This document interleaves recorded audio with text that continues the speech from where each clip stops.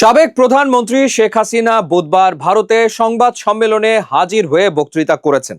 ভারতের মাটিতে তার এই বক্তব্য দেয়া নিয়ে প্রধানমন্ত্রী তারেক রহমানের রাজনৈতিক উপদেষ্টা ও বিএনপির সিনিয়র যুগ্ম মহাসচিব অ্যাডভোকেট রুহুল কবির রিজভী বলেছেন, হাসিনার জন্য ভারত সরকারের মায়া, এত মায়া যে তাকে ভিডিও বার্তা না হলেও অডিও বার্তার সুযোগ দেওয়া হচ্ছে। এটি ভারত সরকারের ডাবল স্ট্যান্ডার্ডের প্রকাশ। শেখ হাসিনার জন্য ভারতের এই মায়ার কারণ অবশ্য অজানা নয়।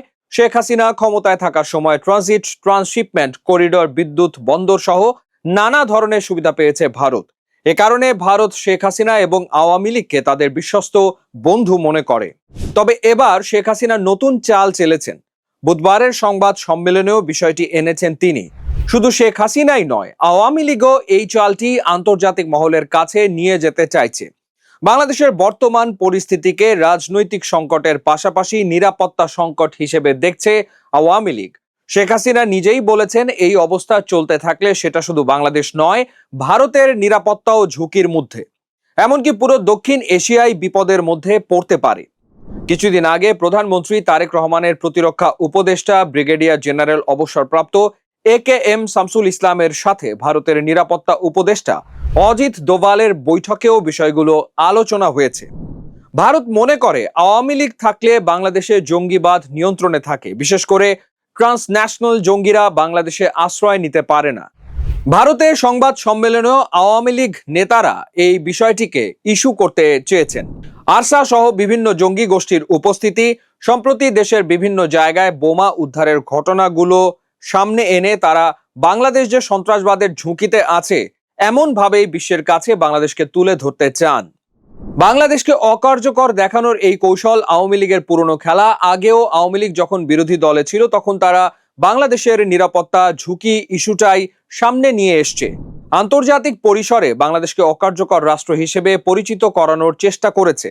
তবে বুধবারের আলোচনায় শেখ হাসিনা ডিসেম্বরে দেশে ফেরার বিষয়ে কোনো কিছু বলেনি। এমনকি সাংবাদিকরা তার কাছে যখন জানতে চান তিনি কবে দেশে ফিরে যাওয়ার পরিকল্পনা করছেন, তখনও তিনি বিষয়টি এড়িয়ে গিয়ে বলেন তিনি দেশে ফিরবেনই, দেশের মানুষের জন্য তার দেশে যাওয়া দরকার। অথচ কয়েকদিন আগে রয়টার্সকে তিনি বলেছিলেন ডিসেম্বরের মধ্যেই ফিরবেন। দিল্লির সংবাদ সম্মেলনটিও আয়োজন করা হয়েছিল প্রত্যাবর্তনের আগে প্রথম লাইভ উপস্থিতি হিসেবে।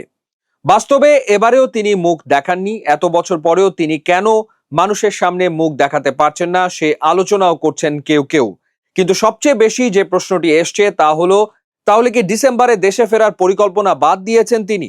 যদি সত্যিই দেশে ফেরার ইচ্ছে থাকতো তাহলে ডিসেম্বরের কথা উল্লেখ করে নেতা কর্মীদের সেভাবে প্রস্তুতি নিতে বলতেন, কিন্তু তিনি তেমন কিছুই করেননি। ফলে এই সংবাদ সম্মেলনের একমাত্র উদ্দেশ্য হতে পারে নেতা কর্মীদের কাছে নিজের উপস্থিতি জানান দেয়া।